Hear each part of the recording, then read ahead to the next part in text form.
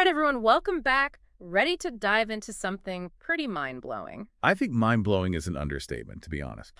Fair enough. So today we're going deep, like deep into the nature of reality. Like what if everything we think we know is, well, not quite the whole picture? Precisely. We're going to be exploring some seriously intriguing ideas about how we perceive, well, everything around us. Exactly.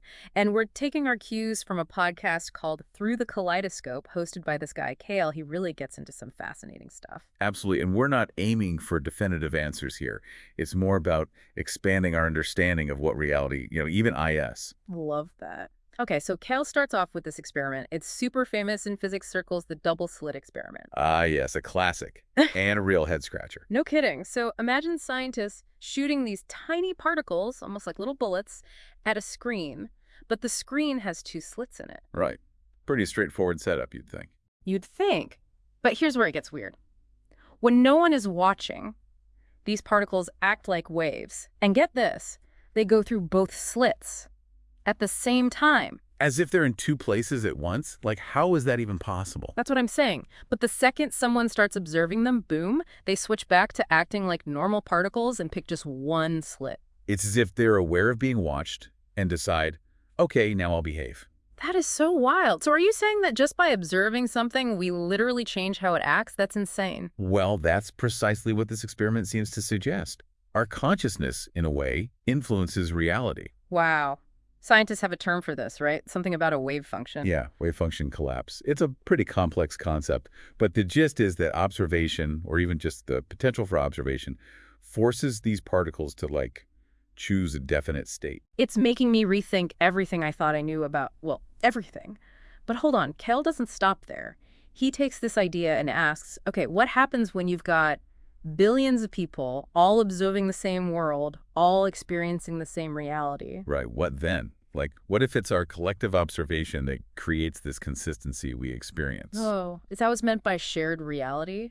Yeah, that's one way to think about it. Of course, it's still theoretical, but incredibly fascinating. For sure. Okay, so then Kale shifts gears big time.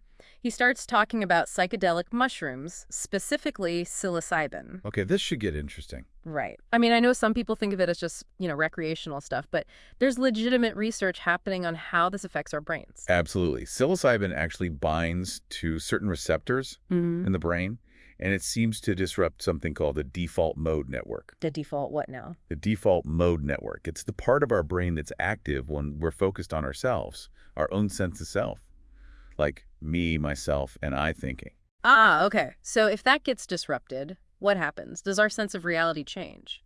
That's a question a lot of researchers are trying to figure out. Okay, but what about the sense of self? If that's kind of messed with, what happens to our reality then? Right.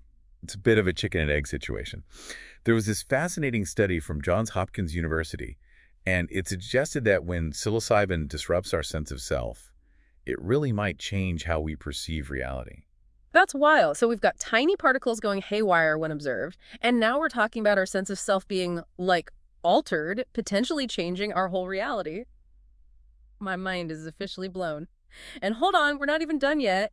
Kale throws out this other crazy concept, something about black holes. Oh yeah, not just any black holes. He was talking about them as giant cosmic storage devices. Cosmic storage devices? What does that even mean? So there's this theory that black holes might actually hold information, like all the information, about everything that's ever fallen into them.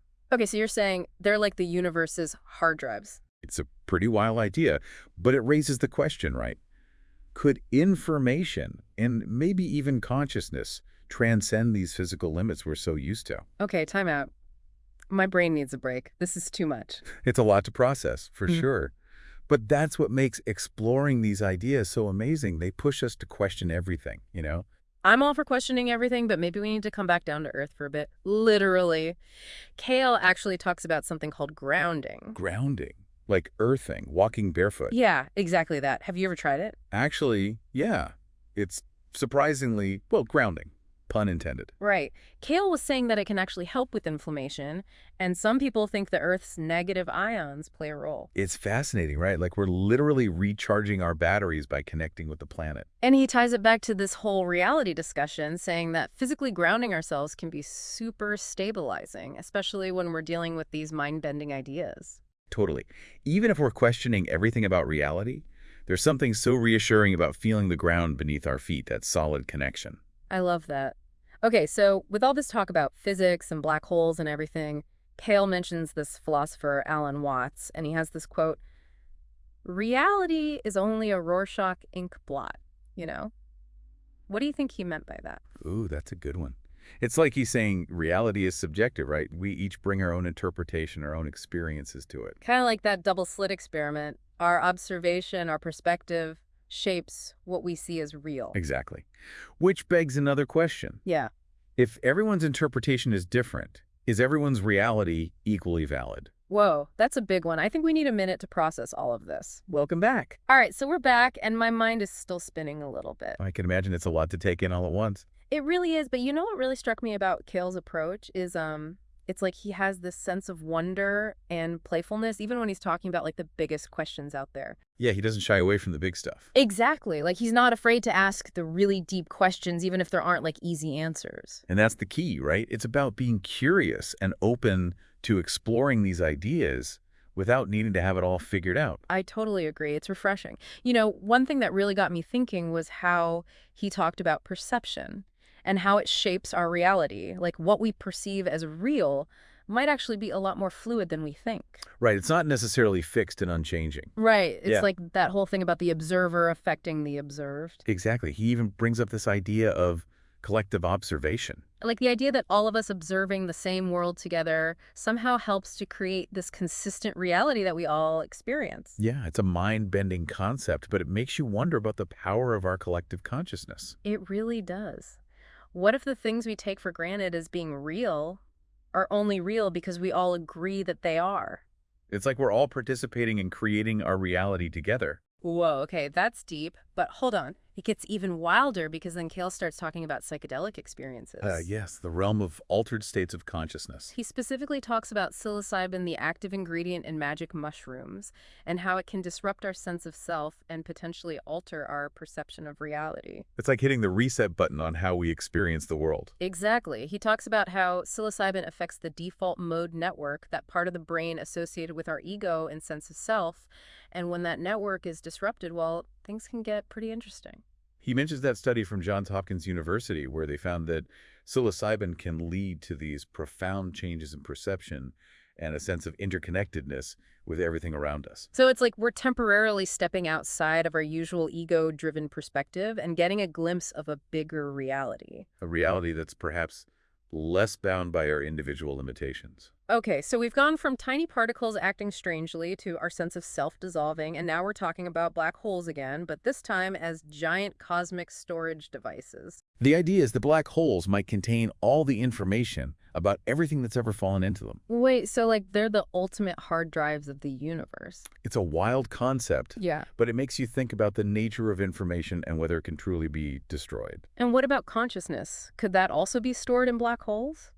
It's a question that pushes the boundaries of our current understanding, but it's fascinating to consider. Okay, my head is officially spinning again, but I kind of love it. I think that's the beauty of exploring these ideas. It's like a mental workout. Yeah, it's definitely stretching my brain, but in a good way. And speaking of stretching, Kale talks about the importance of grounding ourselves in the physical world amidst all this mind-bending stuff. Right, he mentions the practice of grounding or earthing, which is basically just walking barefoot on the earth. It sounds so simple, but it can be surprisingly powerful. Yeah, he suggests that it can help us reconnect with the tangible and find a sense of stability, especially when we're exploring these vast concepts. There's something so grounding, literally about feeling the earth beneath our feet. It's like we're anchoring ourselves to the planet amidst all the mystery and uncertainty. It's a way to bring ourselves back to the present moment. So we've talked about quantum physics, altered states of consciousness, and even black holes, but I keep coming back to that Alan Watts quote about reality being like a Rorschach ink blot. It's such a powerful metaphor. It suggests that reality itself might be neutral, and we each project our own interpretations onto it. Like we're all looking at the same ink blot, but seeing something different. Exactly. And that leads to the question of how much of what we consider real is actually just a reflection of our own internal world. Our thoughts, our feelings, our beliefs, they all shape our perception. Which raises another important question. If reality is so subjective, how do we create a shared understanding of the world? How do we communicate and connect with others who might be seeing a completely different picture? That's a really important question, and I think it highlights the importance of empathy and open-mindedness. It's about being willing to see things from multiple perspectives. And to recognize that there might not be one single right way to see the world. Exactly. It's about embracing the diversity of perspectives. Okay, so then Kale dives into this other really interesting concept, the idea that our perception of time can actually change. Oh yes, he talks about how time seems to slow down when we're younger. Great. It's like summer vacation used to last forever when we were kids. He explains that this is because a young brain processes information at a faster rate. So it's not just our imagination time really did feel different back then. It seems that way, and as we get older, our brains become more efficient, but we also tend to experience time as moving faster. It's almost like our perception of time is directly linked to the novelty and richness of our experiences. When everything is new and exciting, time stretches out, but as things become more familiar, time seems to speed up. So the key is to keep seeking out new experiences and to cultivate a sense of wonder and curiosity. Exactly. It's about staying engaged with the world around us and appreciating the beauty of the present moment. And, even if we don't always feel like time is moving slowly, we can still try to savor each moment and appreciate the richness of life. It's about making the most of the time we have. I love that, and I think that's a great message to carry with us as we continue to explore these mind-blowing ideas about the nature of reality. Welcome back for round 3 of our reality deep dive. It's amazing, isn't it? We're diving into this massive topic, and it still feels like we've only just scratched the surface. I know, right? Yeah. Right. And every layer we peel back just reveals more questions. It's mind-boggling, but in the best way possible. I totally agree. And one of the things that keeps coming up for me, like a recurring theme, is how much our individual perceptions shape our reality. Absolutely. It's kind of a double-edged sword, wouldn't you say? It's empowering to know that our thoughts and beliefs can actually shape our experience, but also kind of daunting. Definitely daunting. Like, if we're constantly focused on negativity, are we actually contributing to a more negative reality? It's a fascinating question. The saying, what you focus on expands, definitely comes to mind here, and that applies to both our inner and outer worlds. So true. Okay, so speaking of expanding our awareness, remember how we were talking about how our brains experience time differently when we're younger? Oh yeah, that whole thing about how summer vacations seemed to last forever when we were kids. Exactly. Kale explained that it's because young brains are constantly forming new neural connections, taking in the world with fresh eyes. So it's not just nostalgia making it seem that way. Time actually felt different. That's pretty wild. I know. So then, does it mean that as we get older and our brains become more efficient, we inevitably experience time as moving faster? It seems there's a correlation, yes. It's like our brains become accustomed to certain patterns and information, so things seem to move more quickly. That makes me wonder if we can somehow recapture that childlike sense of wonder, even if it's just for a little while. I think we can. It's about consciously choosing to approach things with curiosity, to notice the small details, to appreciate the beauty around us. Like hitting the refresh button on our perception, right? Exactly. And that ties in beautifully with the concept of grounding.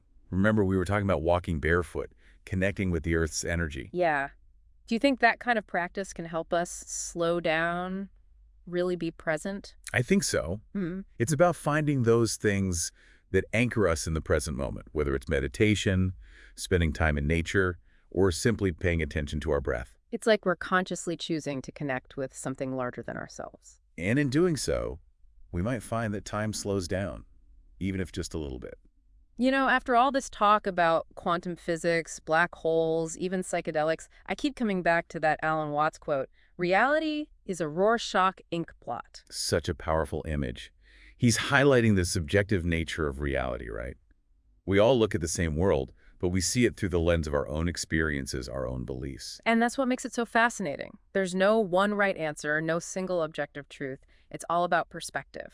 And that brings us to the final and perhaps most important question of all. If reality is this fluid, ever-changing thing, what does your reality look like? Wow, yeah. What shapes and colors do you see in your own personal ink blot? What story are you telling yourself about the world and your place in it? It's a question worth pondering, because ultimately your perception is your reality. Choose to make it a beautiful one. That's a perfect note to end on. Thanks for joining us on this incredible journey, everyone. Keep exploring, keep questioning, and keep those minds wide open. Until next time, stay curious.